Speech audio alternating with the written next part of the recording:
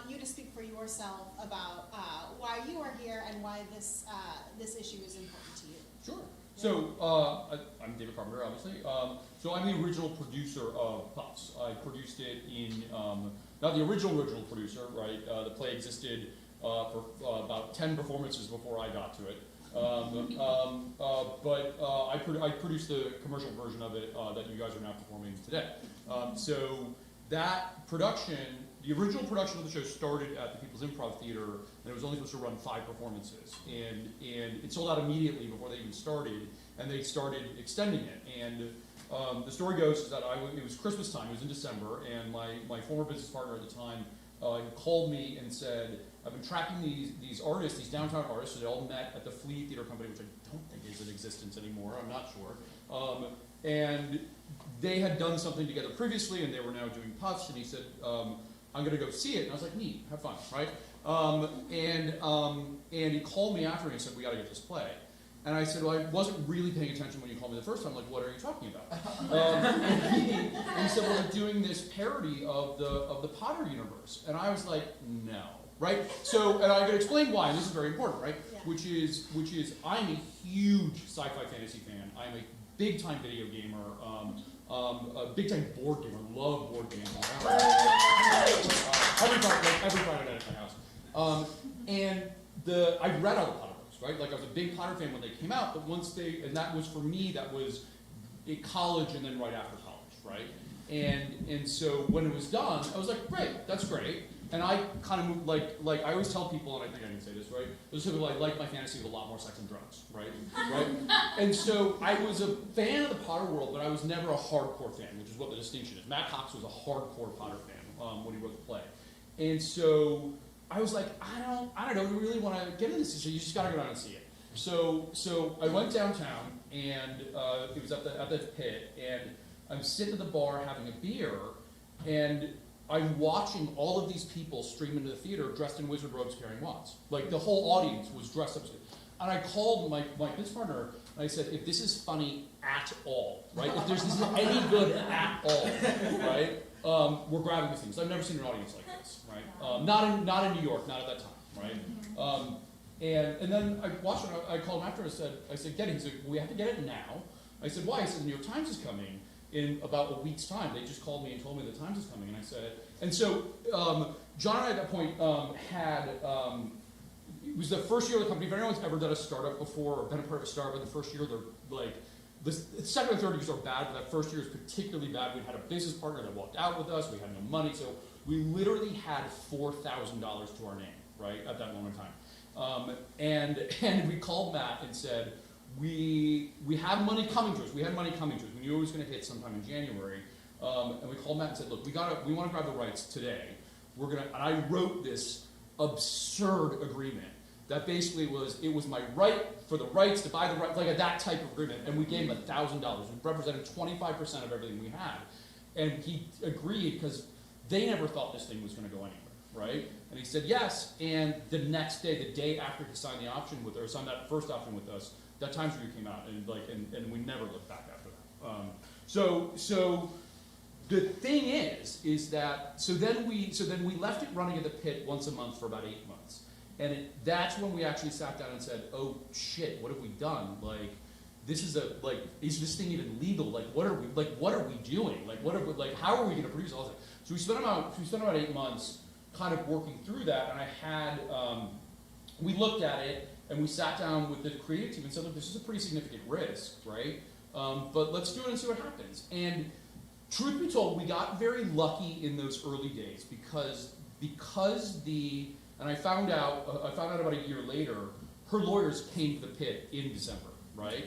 And made a very expensive blunder, or a very, very big blunder, which is that they went back to Miss Rowling and they said, small show, it's a pit, it's not going anywhere, it's not going to be a threat, right? And so, it's so funny. So I remember her lawyers had told me that at one point. And I remember when I heard that, I was like, that's so funny, because that's basically the premise of the show.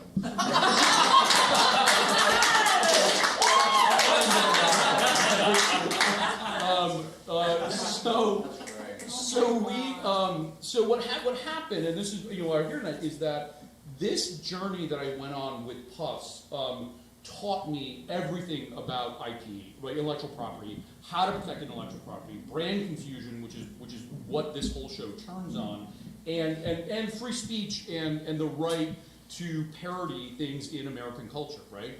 This right doesn't exist in a lot of places outside our country, right? And I can get to that later when you talk about the UK.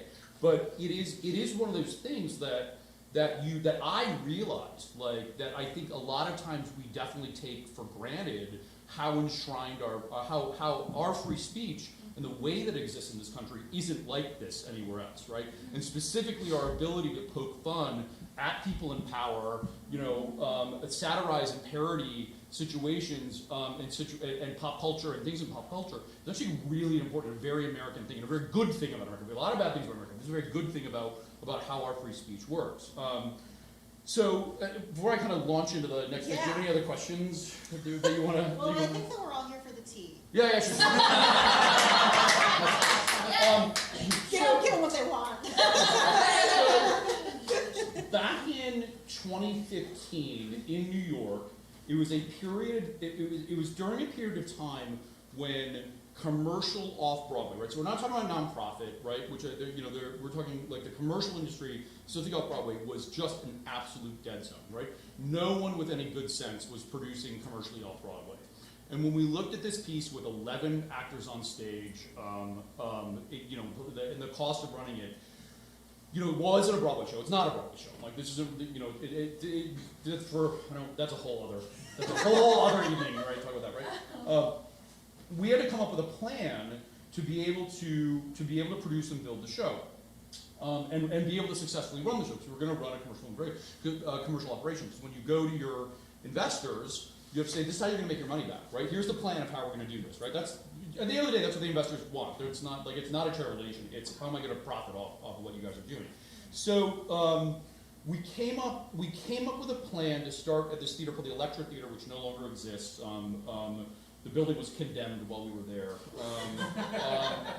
And we went in and we basically said to the cast, look, we said to the company, we said, there isn't, the way that we're going to do this is that we're going to build an audience over 3 months, piece by piece, right? So we're going to start at 3 performances a week, then move to 4 performances a week, then move to 5, then move to 6. Like as we start building audiences and we want more people to come see the show, that's how we're going to build this thing up. And so we started that process, and it worked, right? And the audience started building for us in a really significant way. So it took us about 3 months of really hard work. I went to every Potter convention, every Potter, like anything you can imagine, right? Going to where the consumers were and saying, hey, here, this show exists. We didn't have any advertising dollars, not anything significant. So we did that, and then I always tell people, like, it was like a light switch went off in December of 16, 17, I want to say, 16. And the show didn't have a losing week. We lost money for 3 months, and then it didn't have a losing week for 5 months, right? So the building gets condemned, and we were forced to move. We had to move the show in a month, and that's when we made the jump to New World Stages and the production, and that became the production that you guys really have now, right? Which is what we're working on. So the show started taking on life of its own. It turned itself into a huge commercial hit in New York. It was selling out regularly. We were doing extraordinarily well, and we never heard a peep from them, right? There's a concept in American law, this is a very important concept, called latches, right? So if I own a piece of IP and someone else publicly uses my IP in a commercial setting, I have about 8 months to call them out on it, right? It's one of those things where if you're an IP holder, you have to keep an eye on what's being done in the marketplace, but if you don't execute latches within 8 months, the courts basically say, well, obviously you did nothing, so the thing goes forward, right?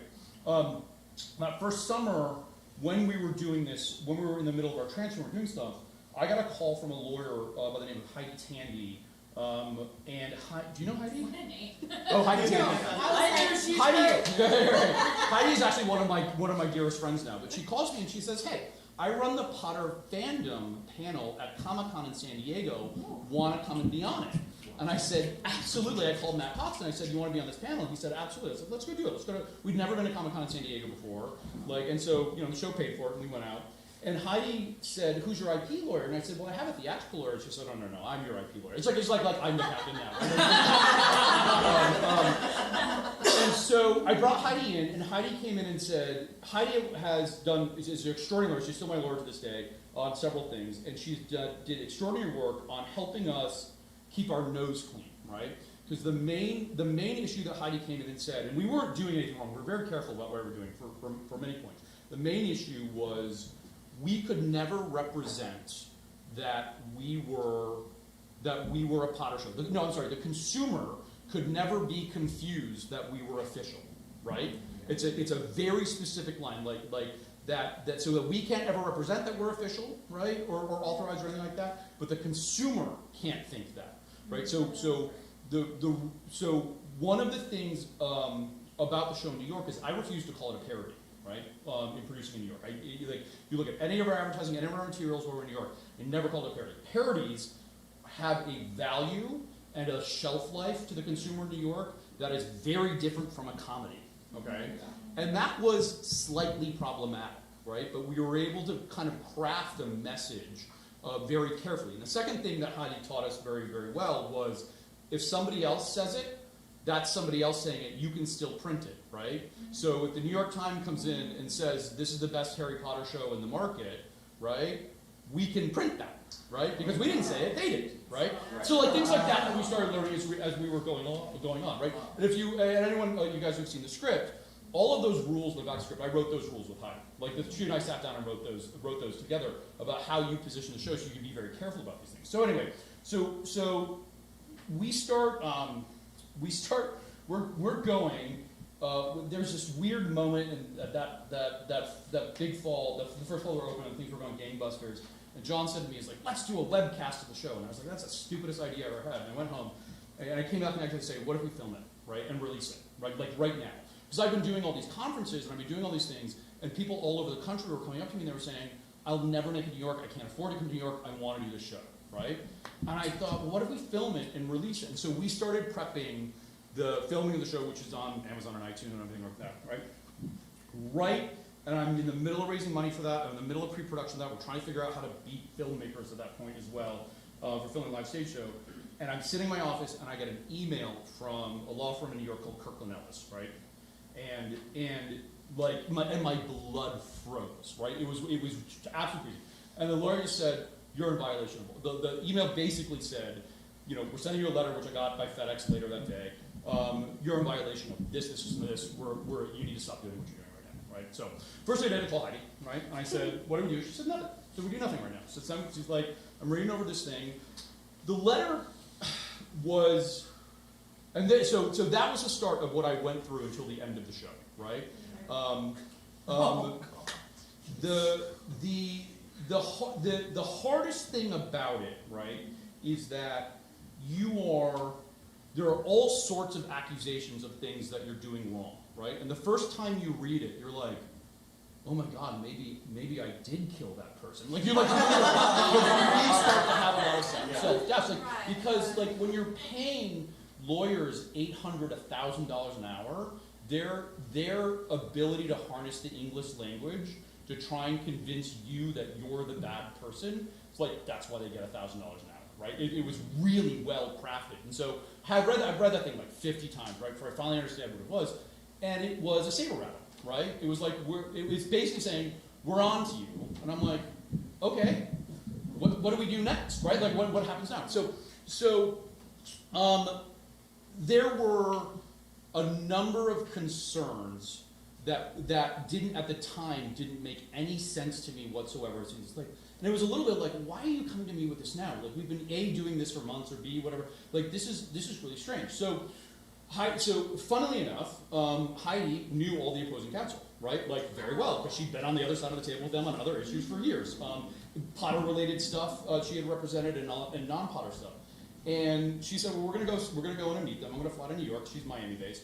And we're going to sit down, and you go into this very tall building on the east side of Manhattan in Midtown, and you go up to a conference room that looks over Central Park, right? Like, and it's all built to intimidate you, right? It's all built to do that. And a number of lawyers file in, and to my surprise, and this is also another neat trick, which was they would constantly surprise us with guests at the meetings, and to my surprise. a woman that I knew who was a general manager in New York, who was an acquaintance of mine, someone I'd see at parties, and we'd known each other for a number of years, showed up at this meeting, and I'm like, what is going on, right? And it was Chris Child. They said, the show's coming to the market, we don't want you to be around. And I'm like, well, that's not going to happen. I'm like, I have no reason to close. They said, well, we have a list of concerns. And I said, okay.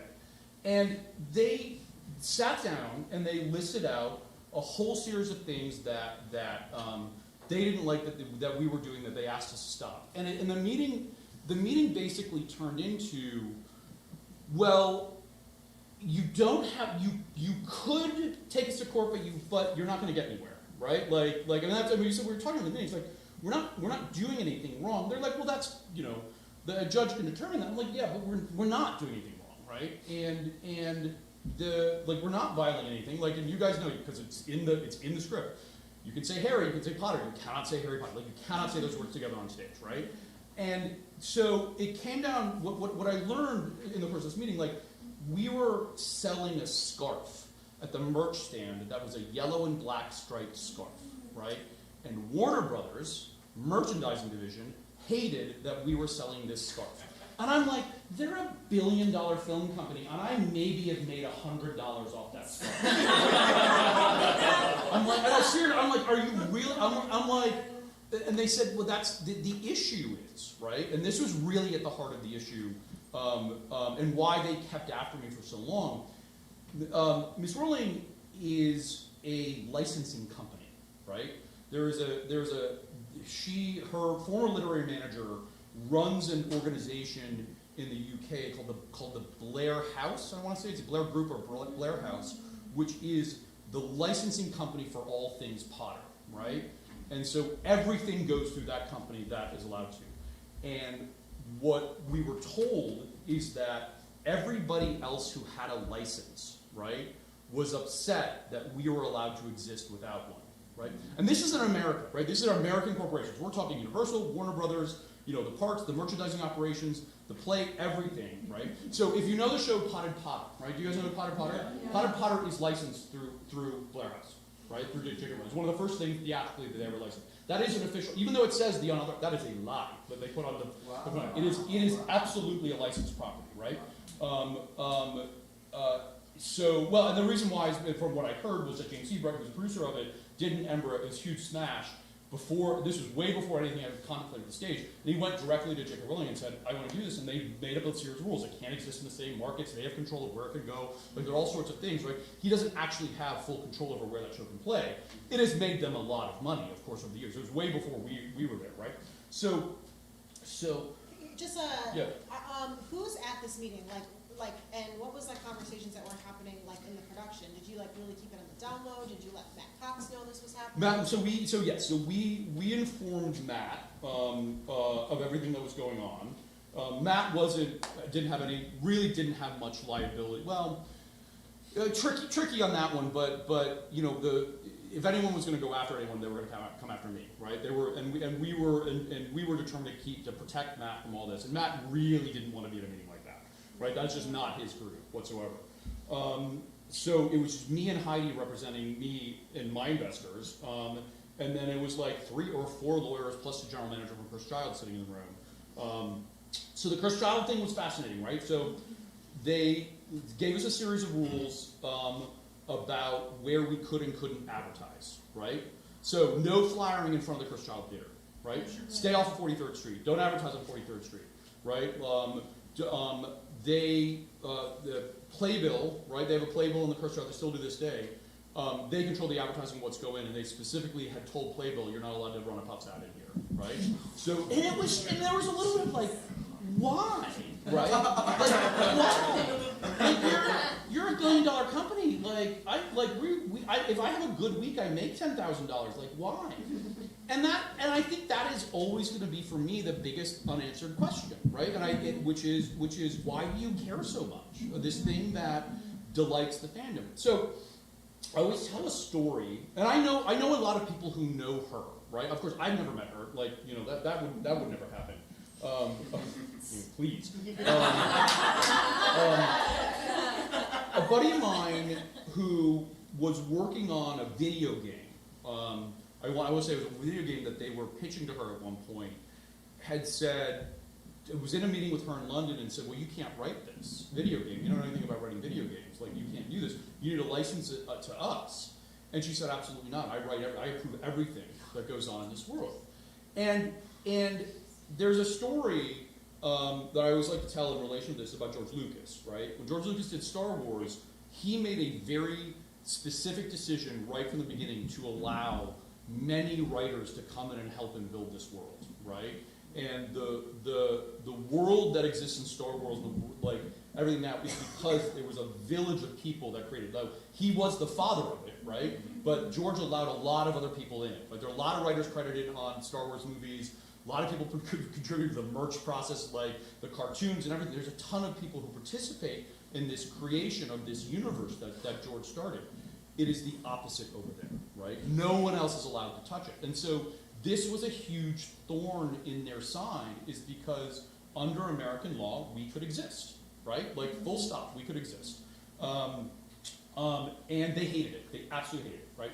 So we go through this whole meeting, and the last thing was, there was a, do you guys know Chris Child at all? Okay, right. So there used to be a line in the script, right? When Voldy is up doing his megaphone speech, and he throws out a line about his daughter, and then runs off stage, right? And they said, you have to, right? Remember that? Yeah. They said, you have to cut that line, right? And I took it back to Matt, and I said, what do you want to do? And he was like, it's a good joke, but all right. You know, he was like, well, get him off our back. And I said, it'll get him off our back for a while. And he said, okay. And so we did that, right? We acquiesced to all their advertising rules when they were coming in. We were planning on going on tour. They wanted a tour route. I said no. They said, we don't want you to be anywhere that Chris Child's going to be. I said no. I said, you can't control us where we're going to go on tour. And then the movie release the movie release was an interesting one. But basically, I said, there's nothing you can do about it. They said, well, you better keep it hosted on American servers, right? Like, full stop, right?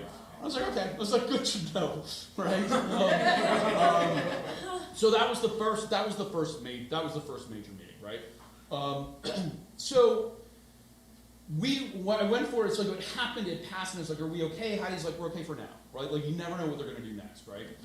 And then everything that happened after that was a little bit of skullduggery, right? Because that's when it became like really interesting. So we were producing the movie, and I was going to release it onto iTunes and Amazon, like, to start, right? But I got approached by Fathom Events, who said, we want to do a major movie release. We're going to put it in 2,000 theaters over 2 nights. We think this is a great idea. Let's go, right? Yeah. And I was like, this is like the money that I could have made on that, right, was actually quite extraordinary. And so we did it. We did it for Fathom. It cost us $100,000 more than we had budgeted. So we had to get it under their specs and everything. It was a crazy, crazy thing.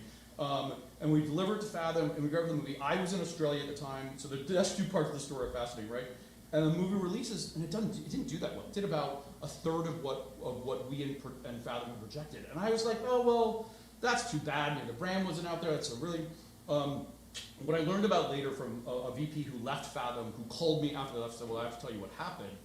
Warner Brothers called the CEO of Fathom and said, we will not give you any more content if you don't mothball this thing. Yeah. And so it was like, okay, but so it's like, wow, well that worked. Like, I mean, like, the movie still exists. I mean, the movie's recouped. It's done fine, right? But it was like, wow, like, that was a dirty trick, right? So I was bad. And as everyone knows, I get mad. I sometimes do just insane stuff. So I'm in Australia because we had partnered with a company in Australia called Lifelike Touring. The guy who used to run the company is a good friend of mine, and we were partners on the show. We were producing Australia, so I was down there for a couple of months getting ready. It was a great time of my life. I was living in Melbourne and putting the show together. The show did actually extraordinarily well in Australia in its first run out. But I get a call from the general manager of the show one day and said, we're trying to figure out how to do a press announcement of the show. We have an idea. And they said, can we call Miriam Margoles is in New Zealand right now, because that's where she lives. Can she come do our press announcement? And I said, absolutely do it. I did not call Heidi and ask if I should do this or not, right? So I think the day before Heidi saw on a release, and she calls me. She managed to get me on the phone, so it's like 12 hours difference, or whatever it was. And she said, "What did you do?" And I said, "Well, Miriam Margolis." She's like, "You're gonna get bit for this." She's like, "Okay." She's like, "Next time, please don't do this, but next time, right?" So Miriam does, and we all know who Miriam Margolis is, right? Right? No, I'm sorry. She one of her roles, right, was Professor Sprout in the Potter movies, right?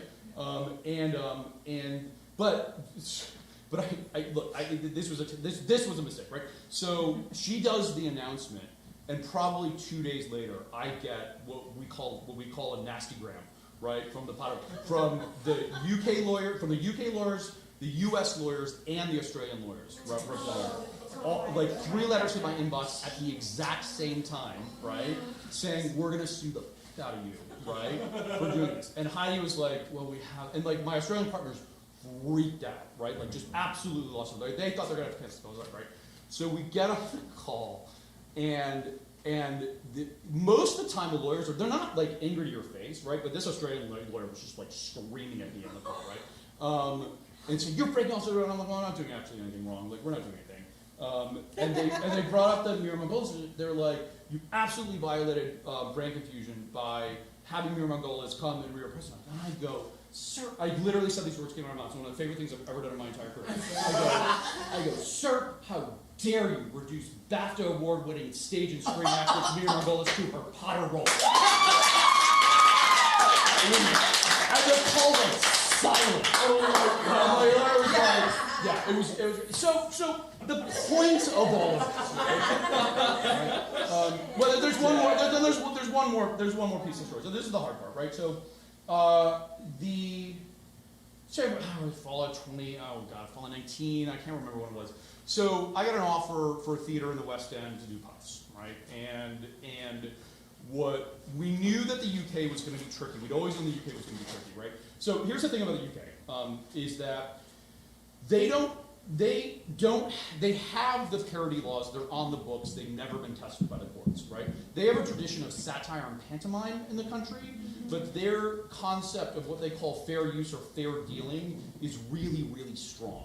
And it's strong in English law. And that has to do with they don't allow you to take significant portions of other people's IP, right? So the parody law in the US is very specific to you can take it if you transform and comment on it, right? That's how it works, right? This is taking something, transforming and commenting on it, like all the way through every single line. It's a lot murkier over in the UK when it comes to fair use, right? So we did, so there's this thing that you can do, which is that you can have an opinion written by a member, what's called a member of the Queen's Council. It's like being on the Supreme Court bar, right? Like you are an esteemed lawyer, like within your field. And so I spent $25,000, right, having an opinion written that said, this thing's fine, right? This lovely, like one of the top, I hate using the example, but he used to be Rupert Murdoch's lawyer, right? Like he's really high up there, right? But he wrote my opinion, so it's like, oh, so it's okay. We had an opinion written by a member of the Queen's Council, and I took that back to my investors, and I said, this should be good enough to hold them off. So it was the Arts Theater that we had booked, where 6 ended up running for years.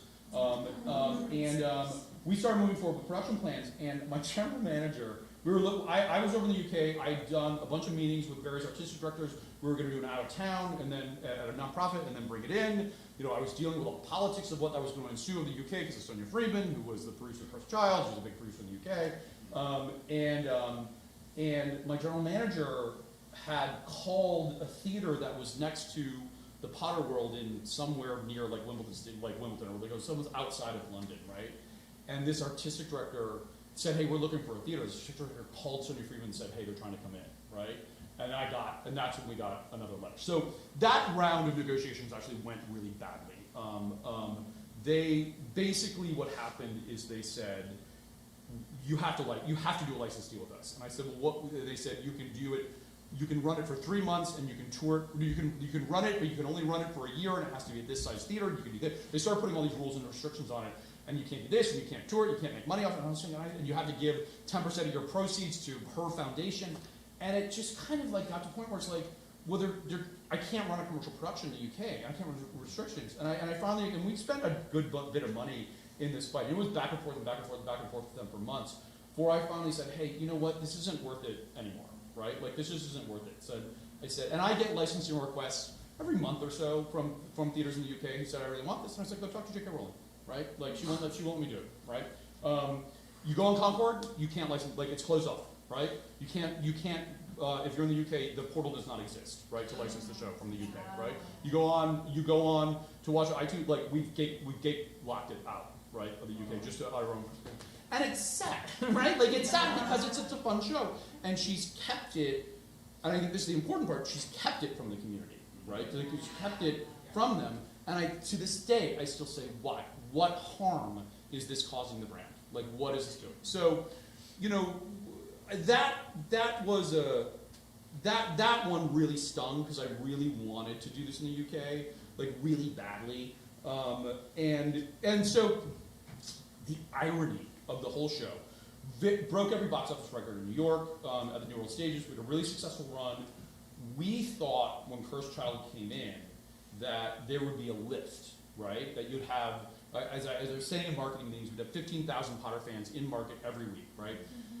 What we discovered is that, you know, there is a power in the officialness, right? There is a power in being part of the brand. And what we thought would be enough money left over in the marketplace for us, that show was so expensive, especially when it was a 2-act, but even to this day, there wasn't enough left over for us, right?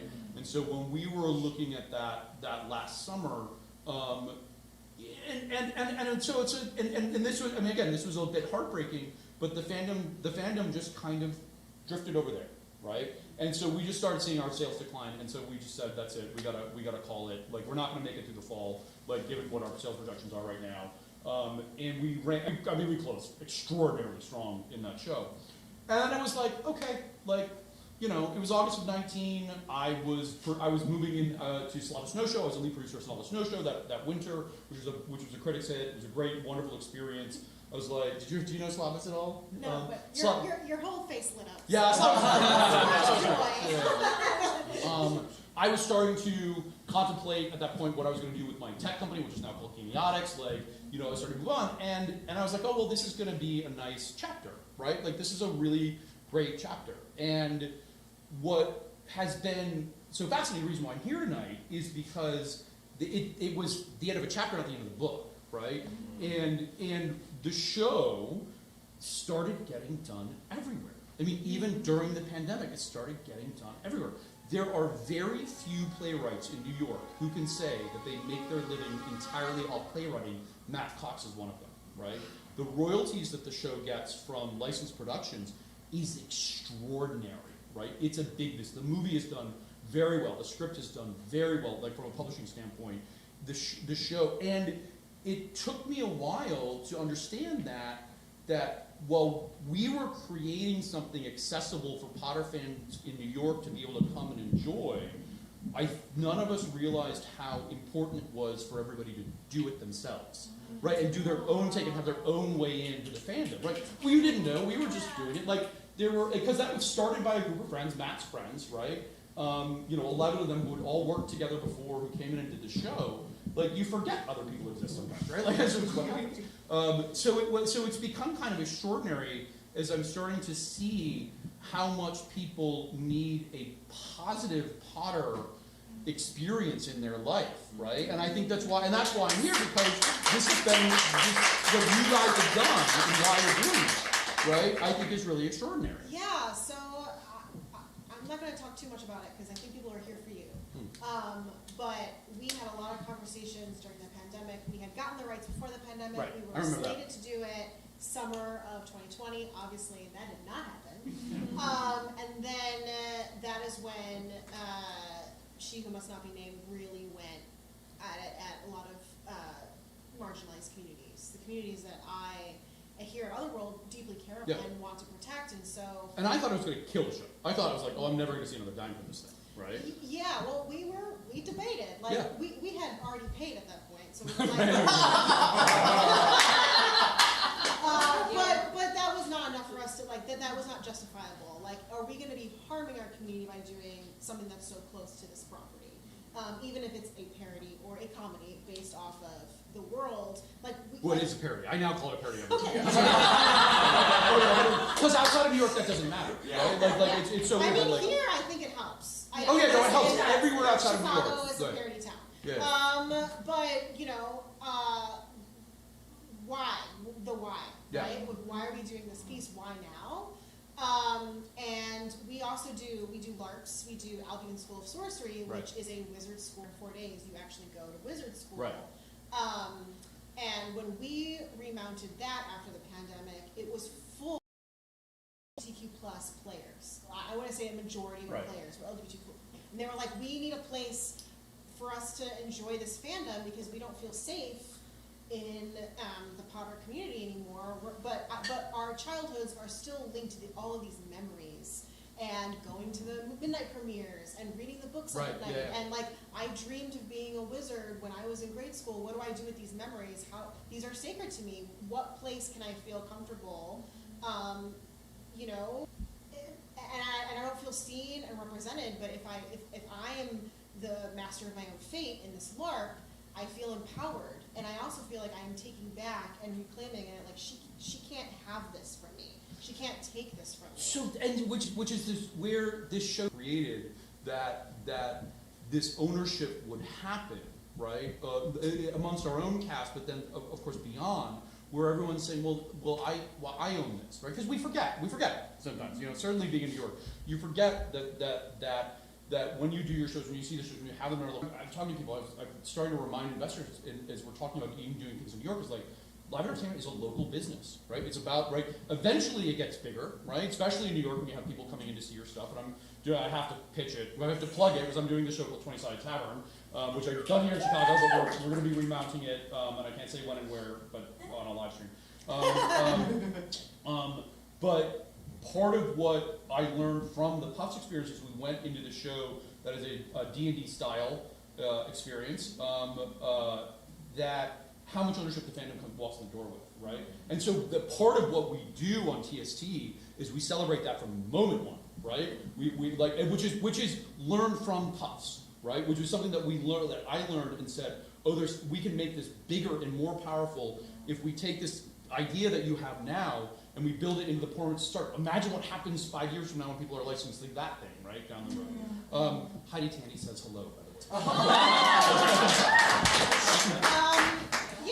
And just to kind of jump off of that, and then we're going to take questions for about 10 minutes.